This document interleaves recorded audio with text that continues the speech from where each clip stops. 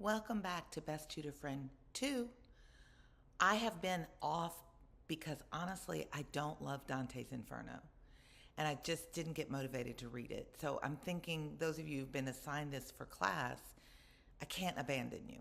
And I got a really nice post from a girl that had started with me in 8th grade with Great Gatsby, and she's now a senior, and she was telling me it was really helpful to go through high school with this tool.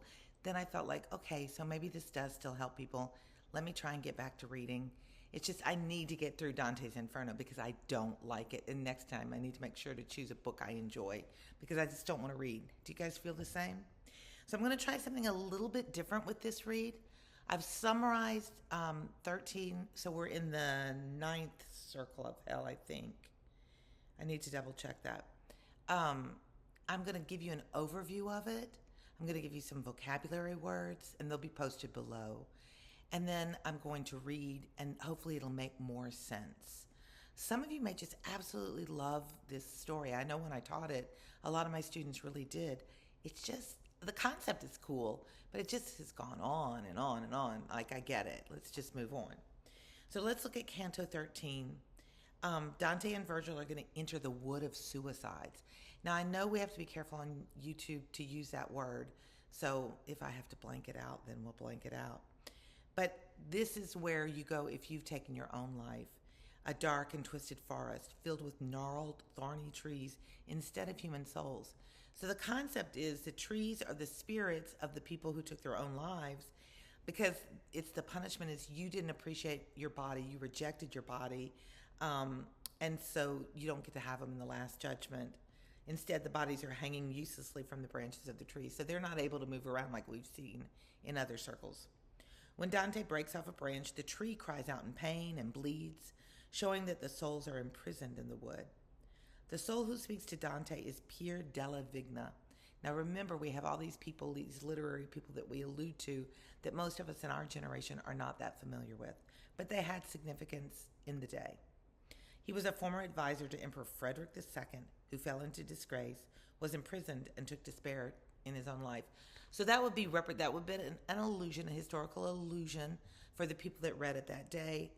And if we were curious, which generally I am, but I don't have the time to dig in, like if I were teaching this in a classroom, I would do maybe a sub-category in history that digs a little bit into Emperor Frederick II and what he could have been symbolic of. What was the point that Dante is making? Then also Virgil explains the punishment, that taking your own life is denied a proper body because they destroyed their own. Their souls are trapped in these twisted trees, torn apart by harpies. Harpies are the mythical bird women who feed on their leaves.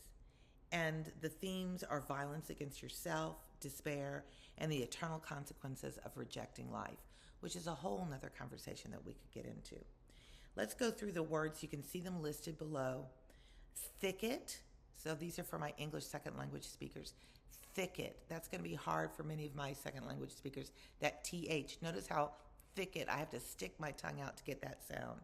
Gnarled. The G is silent. Gnarled. Torment. Some people will say torment. Some people will say torment. It's both acceptable. Disgrace. To be in disgrace. Despair, to be in despair. You can be in disgrace, you can be in despair. They're different things. If you're in disgrace, you've done something to be ashamed of and the community is judging you. To be in despair is something terribly sad has happened and you're just about to go into depression. It's kind of between sadness and depression. You're in despair. You feel despair. Judgment. It's got that j sound in the middle. Judgment. Punishment. And eternal. So these are all great words that you can review the meaning of, use them, and listen for them as we go to read. All right, so let's read Canto 13. We know that we're in the woods. The woods are full of trees that are gnarled, twisted up, and those trees represent the bodies of people who took their own lives. Ere Nessa's land on the other shore, we for our part within a forest drew, which of no pathway any traces bore, not green the foliage, but of dusky hue. Not smooth the boughs, but gnarled and twisted round, For apples, poisonous thorns upon them grew. No rougher breaks or matted worse are found, where savage beasts betwixt Cornetta, Rome, and Cecina upouring cultured ground.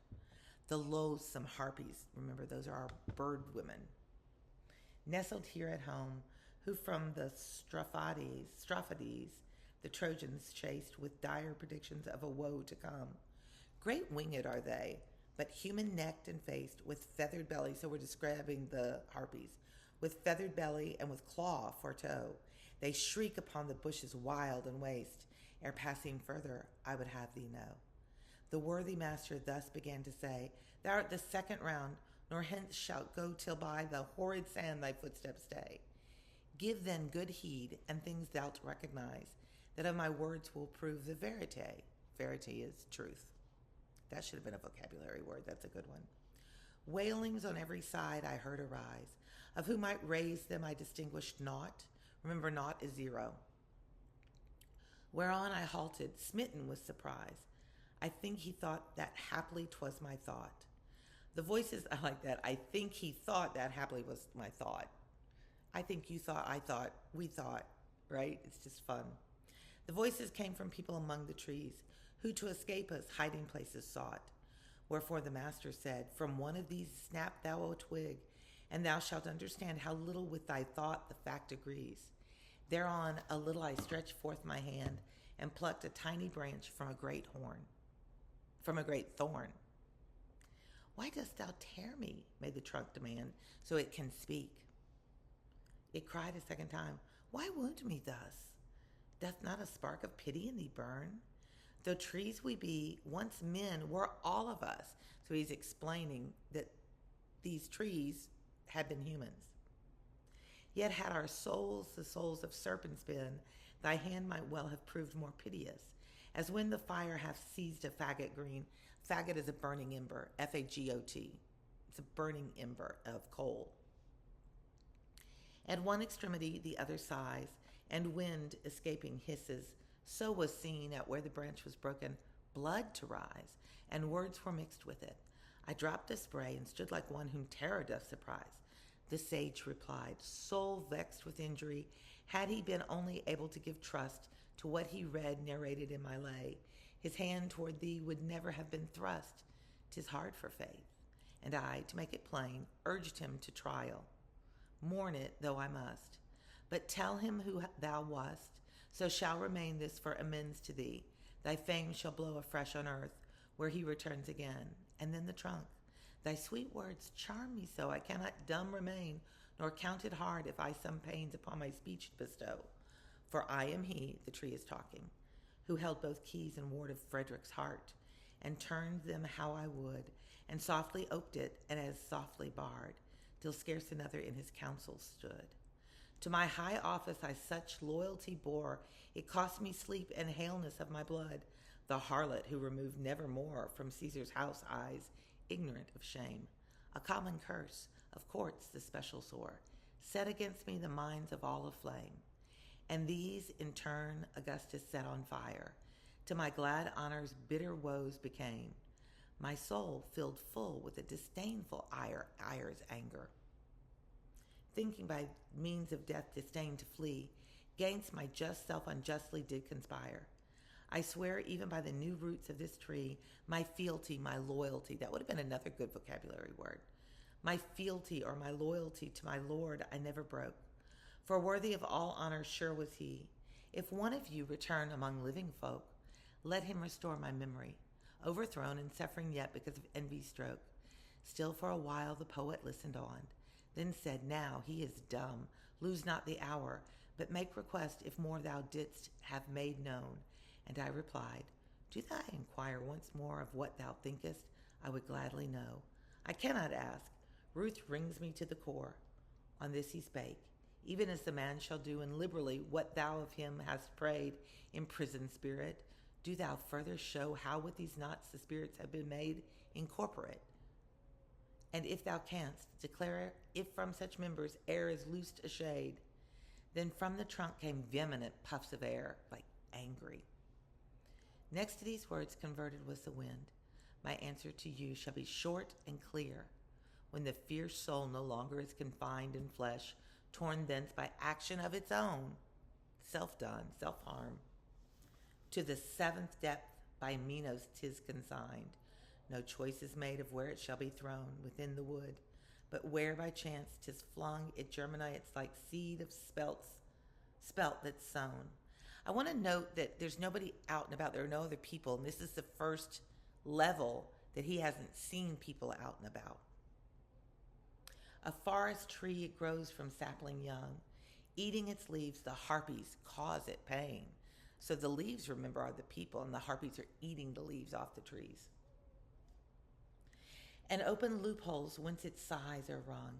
We for our vestments are clothing, shall return again like others, but in them shall ne'er be clad. We're not going to be able to be dressed. Men justly lose what from themselves they've taken, dragged hither by us. All throughout the sad forest our bodies shall be hung on high, each on the thorn of its destructive shade, while to the trunk we listening lingered nigh. Do you think it's a fair, in general, do you think these punishments along the different circles of hell are fair? You didn't appreciate your body. You finished your body. You ended your body. Therefore, you don't get a body in eternity. Does that seem fair, or does that seem cruel? Like, to me, I hope afterwards we're forgiven for our frailties of being a human, and that we're restored in every way so that we really get a chance to truly appreciate ourselves. But that's just my thought. I'd love for you guys to give me thoughts below. While to the trunk we listening lingered nigh, thinking he might proceed to tell us more, a sudden uproar we were startled by, like him who, that the huntsman and the boar, to where he stands are sweeping in the chase, knows by the crashing trees and brutish roar upon our left. We saw a couple race, naked and scratched, and they so quickly fled, the forest barriers burst before their face. Speed to my rescue, death, the foremost pled. The next, as wishing he could use more haste. Not thus, Olano, thee thy legs bested when won at Tapo's tournament thou wast. Then happily wanting breath, aside he stepped, merged with the bush on which himself he cast. Behind them through the forest onward swept a pack of dogs, black, ravenous, hungry, and fleet fast, like grain-hounds from their leashes newly slipped. In him who crouched they made their teeth to meet. They're grinding their teeth. And having piecemeal all his members rent, haled them away, enduring anguish great. Grasping my hand, my escort forward went, and led me to the bush which, all in vain, through it ensanguined openings made lament. James of St. Andrews, if we heard complain, what profit hadst thou making me thy shield? For thy bad life doth blame to me pertain. Then halting there, this speech my master held. Who wast thou, that through many wounds dost sigh, mingled with blood, words big with sorrow swelled? O souls that come hither, was his reply, to witness shameful outrage by me born, whence all my leaves torn off around me lie, gather them to the root of this dear thorn. My city for the Baptist changed of yore her former patron, wherefore, in return, he, with his art, will make her eye deplore. And were it not some image doth remain of him where Arno's crossed from shore to shore, those citizens who founded her again, on ashes left by Attila, had spent their labor of a surety all in vain. In my own house, I up a gibbet went. Let's find out what a gibbet is. I'm looking to see the notations that are left in this. Remember, this is off of Project Gutenberg. It's a PDF from there. So it's got all kinds of really good notes. Really, I feel like you have to be a British expert to dig into all this. Boccaccio, it talks about Virgil, the classics, and that's not something I'm really skilled in. So I think that's part of why I'm not loving the story, because I feel like I'm missing a lot of what's going on. But hopefully hearing it for you guys helps you get through your assignments. And I'm going to keep, let me see how many total cantos are there. A lot. And I only do one canto each reading. Maybe I should do two, but let's see. A total of 34, and we're only on 13. So we've got to go down through all the circles of hell. Let me know what you think. Check me out on Instagram if you want to engage. It's still Best Tutor Friend over there. And thanks for following me. Those of you that have been with me since you were in 8th grade, you are greatly appreciated. I will keep reading. I will post this on Instagram and YouTube, and I'll read Canto 14 to you next time. See ya.